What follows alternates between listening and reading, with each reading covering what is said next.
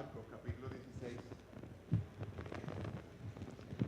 Marcos capítulo 16. Por favor, acompáñenme en la lectura. Y han estado de pie, lo sé, pero por favor, en reverencia a la palabra del Señor, una vez más lo hacemos. Dice así la palabra del Señor.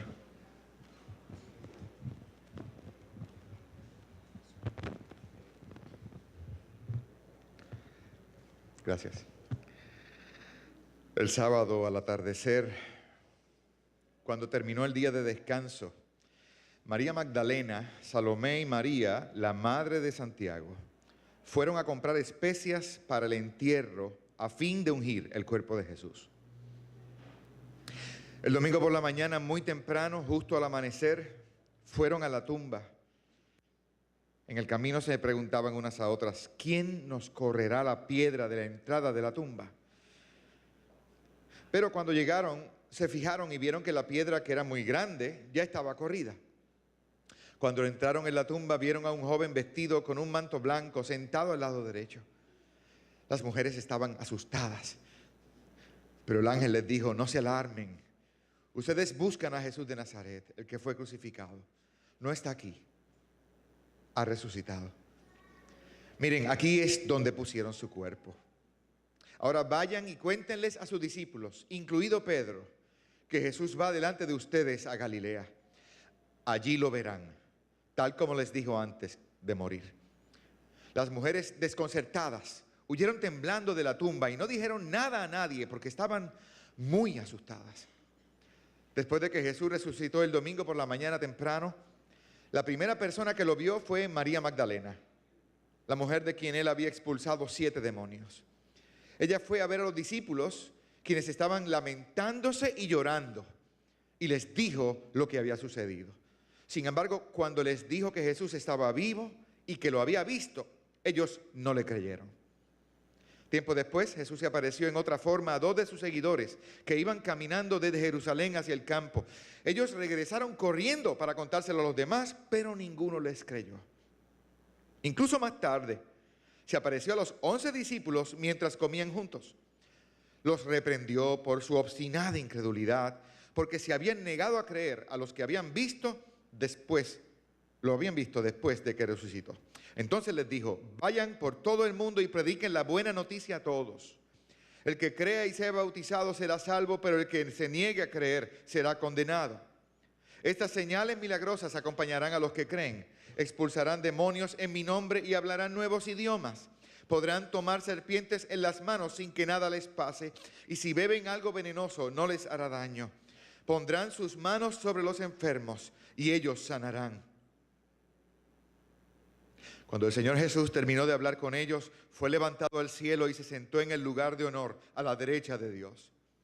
Y los discípulos fueron por todas partes y predicaron, y el Señor actuaba por medio de ellos, confirmando con muchas señales milagrosas lo que decían. Wow, Señor, ayúdanos. Gracias por tu palabra, gracias por esta mañana, gracias por lo que significa.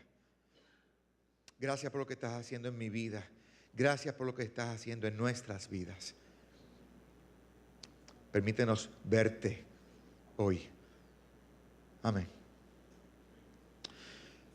Este significativo pasaje trata todo él acerca del tema de creer a Dios. Primero se recrimina la obstinada incredulidad de algunos. Segundo, se advierte que quien crea será salvo y quien no crea será condenado. Y tercero, se celebra que la vida sobrenatural de los que creen será una señal de Dios para que todos puedan creer. Y si es cierto, como veremos enseguida, que creer depende de mucho más que de mera retórica, ya que Dios nos provee a todos señales para los que no tenemos otra explicación que la de que Jesús en verdad está vivo. Entonces nada justifica que persistamos obstinadamente en nuestra incredulidad, y ciertamente creer no puede dar lo mismo que no creer.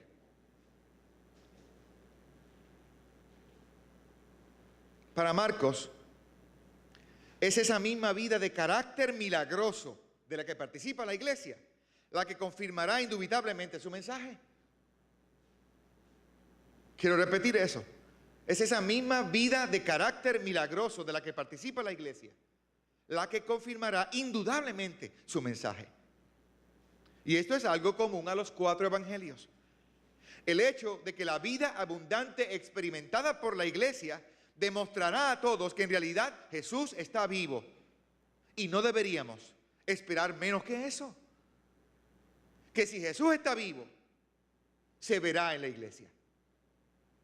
El domingo entrante veremos cómo le expresa ese famoso pasaje de Juan que dice: porque yo vivo, ustedes también vivirán. Mi vida se evidenciará en su vida. Mi vida se evidenciará en su vida. Marcos hace lo mismo aquí. Afirmar que la vida sobrenatural de los auténticos seguidores de Jesús será la principal evidencia o señal de Dios a favor de la resurrección de Jesús.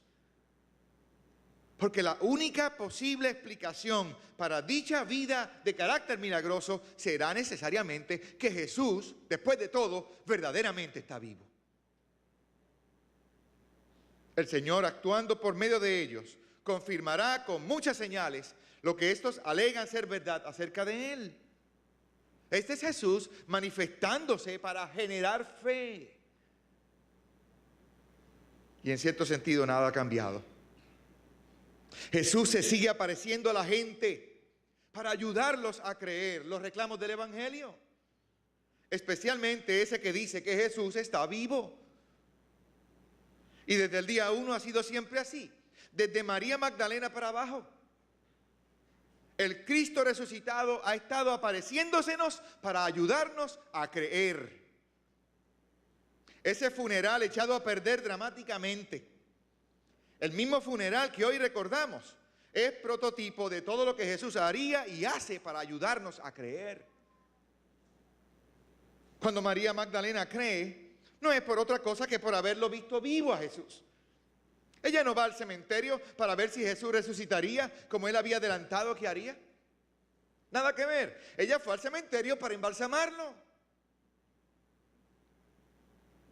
Y está en María Magdalena, la misma de la que Jesús ha sacado 7 demonios. Ella ha visto el poder de Dios en acción. Y ella no cree, sino hasta que lo ve vivo. Luego están los 2 que van camino de Jerusalén hacia el campo, que igual no creen, sino hasta que lo ven vivo. Otro evangelista abunda diciéndonos que ni siquiera habiendo Jesús mismo conversado con ellos por varias horas fueron capaces de reconocerlo inicialmente. ¡Wow! Y finalmente están los 11, quienes a fin con la usanza funeral de los tiempos bíblicos, que apenas comenzaban a llorar a su amado amigo y maestro, lamentación que seguramente apuntaba a durar fácilmente 40 días por lo menos, y que Marcos los presenta haciendo lo que toda persona en su sano juicio habría estado haciendo, un funeral con todas las de la ley. Ellos tampoco pueden creer el mensaje de que había resucitado, ni por parte de María, cuyo testimonio otra vez sería automáticamente descartado solo por ser mujer, ni por parte de aquel par de discípulos, aun siendo varones y aun siendo 2, lo cual validaba su testimonio en cualquier corte. Ellos también van a necesitar ver a Jesús por sí mismos antes de poder creer. Y en muchos sentidos así sería también a través de todas las épocas. Las palabras de Jesús al afirmar: estas señales seguirán a los que en mí creen, no tratan de otra cosa que de la continua manifestación actual de Jesús a través de los suyos, para ayudar a tantos otros como sea posible a poder creer. Y eso está tomando lugar incluso ahora mismo alrededor de todo el planeta. Jesús confirmando en cierta medida sobrenaturalmente el auténtico mensaje del Evangelio, amenazado siempre de ser adulterado, tanto dentro como fuera de la iglesia. Y dicha acción de confirmación o de autenticación por parte del Cristo vivo en persona hace también del llegar a creer el Evangelio mucho más que un mero ejercicio de retórica o de persuasión intelectual, para ser también un acto del poder actual de Dios. Jesús está personalmente edificando su iglesia. Eso es algo que Él no le ha delegado a nadie. Y las puertas del infierno no prevalecerán contra ella. Dios confirma la verdad del Evangelio por medio del rastro que deja a su paso. Vidas de carácter milagroso. Dios se ha provisto de señales vivas en cada generación. Y aquellos que portamos su maravilloso nombre, somos llamados a ser esas señales de Dios para esta generación. Somos el hueco de sus huellas en un mundo lleno de oscuridad. Somos funerales estropeados, convertidos en fiestas. Exorcistas de viles demonios, arrebatándoles de sus garras a tantas preciosas vidas como podamos. Somos un mensaje de buenas noticias que no conoce barrera lingüística. Señales de vida y de vida en abundancia en las más hostiles circunstancias. La iglesia de Dios. Pero esas son señales de la vida de Dios. Subrayo. Este es Dios en acción. Dios moviéndose entre nosotros. No es nuestro sudor. No es nuestra planificación o estrategia. No es que ahora nosotros nos sintamos que está todo en nuestras manos y nos toca a nosotros ahora demostrar que Jesús está vivo. No, Él lo va a hacer. Él mismo lo va a hacer a través de nosotros. Esto es mucho más que la suma de las partes. Este es el Dios vivo dándonos señales a todos de que en realidad está vivo. Este es el Cristo resucitado ayudándonos a todos a creer de la Magdalena para abajo. Porque nos ama. Porque no quiere que ninguno perezca, sino que todos procedan al arrepentimiento. El viernes hablábamos de ese problemático ocultarse de Dios.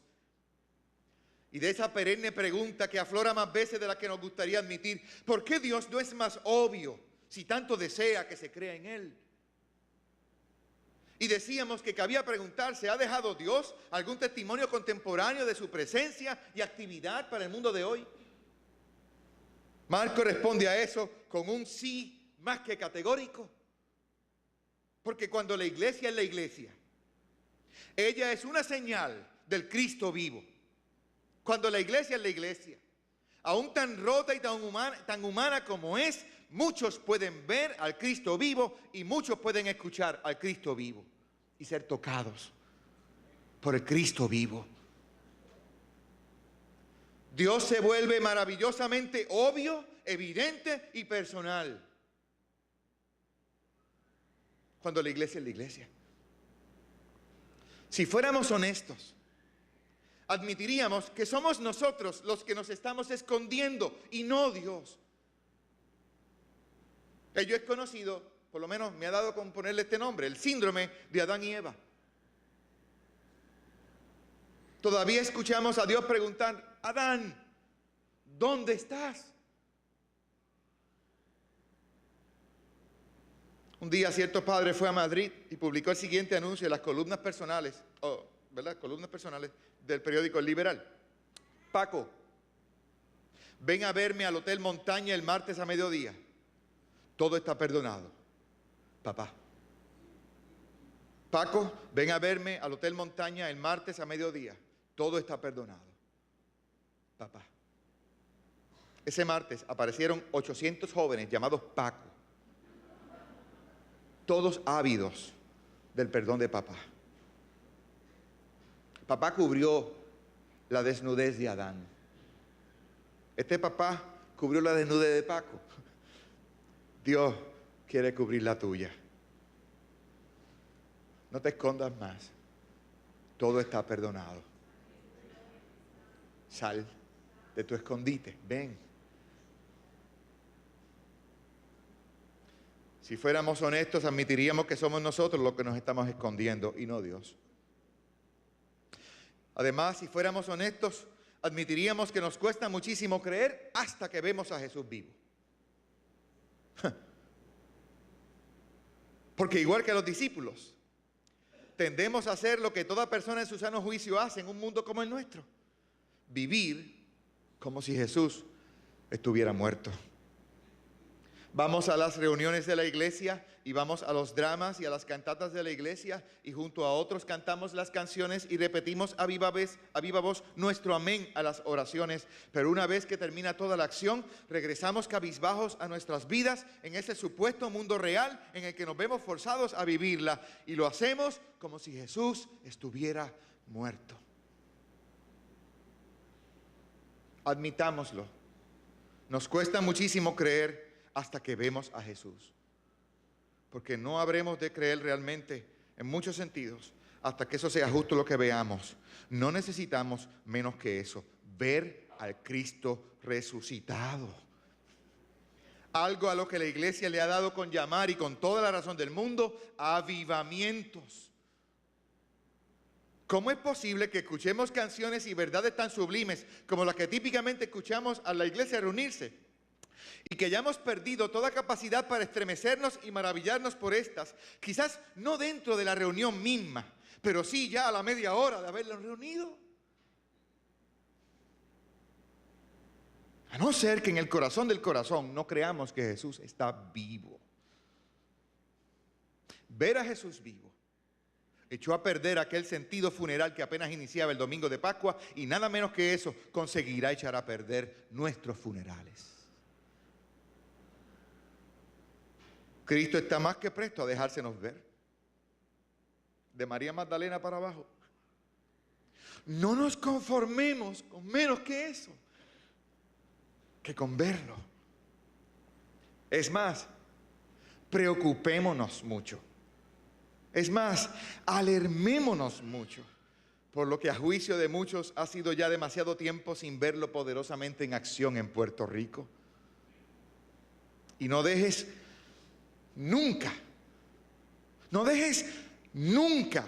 que alguien te convenza de que es la norma la poca cantidad de avistamientos de Jesús. Esa no es la norma. No está supuesto a ser así. Eso explica la poca vida en mi vida. Y explica la poca cantidad de misioneros que en realidad la iglesia está enviando en Puerto Rico.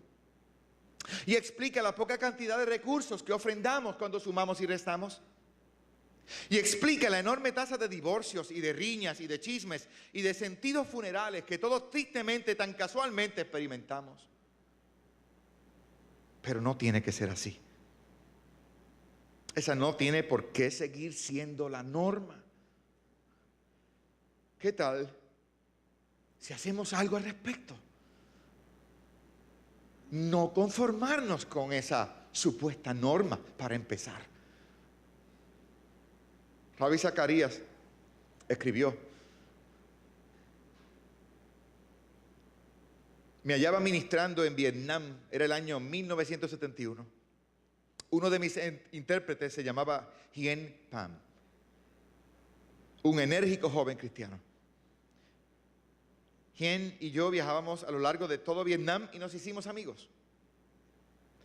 Al regresar a casa, luego de toda esa temporada, me despedí muy efusivamente de él, pues pensaba que quizás sería la última vez que lo vería.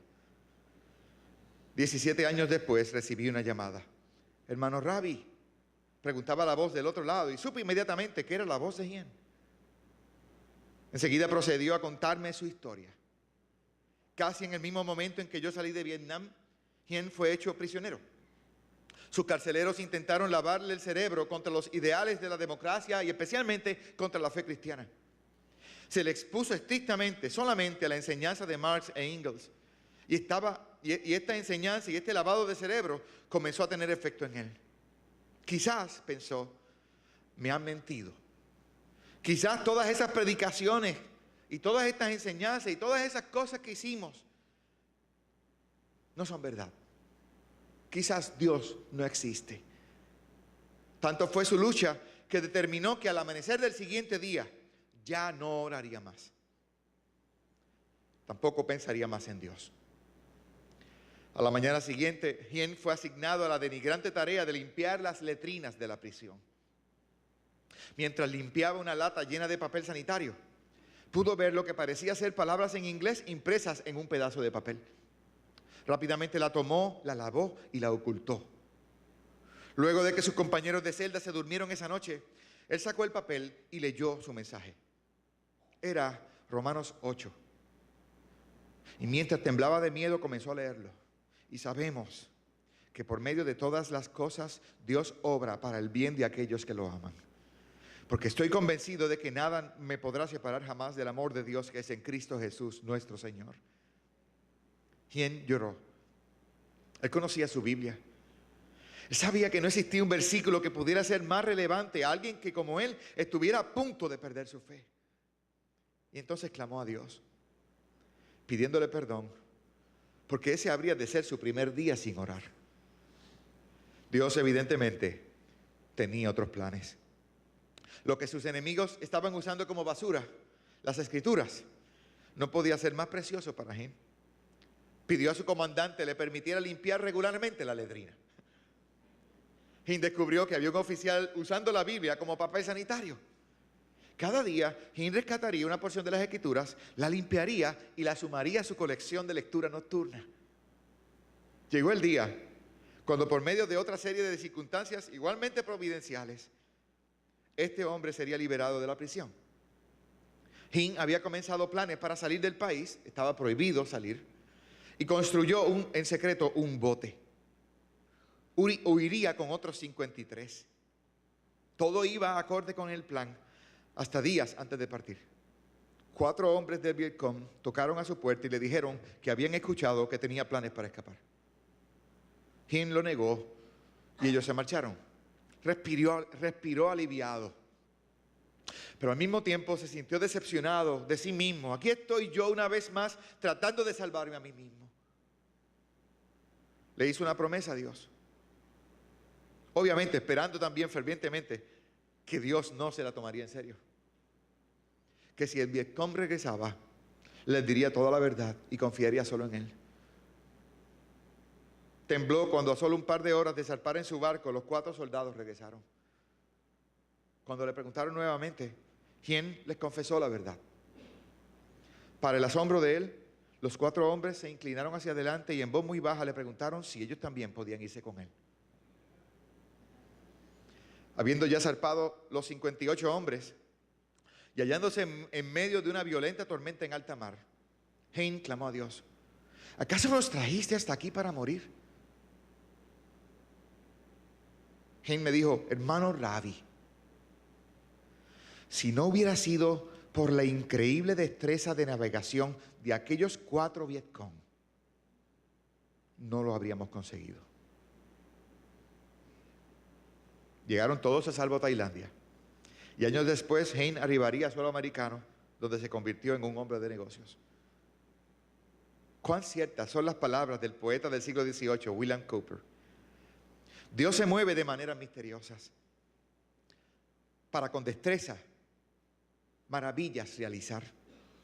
Él planta sus huellas en las aguas y cabalga encima del vendaval.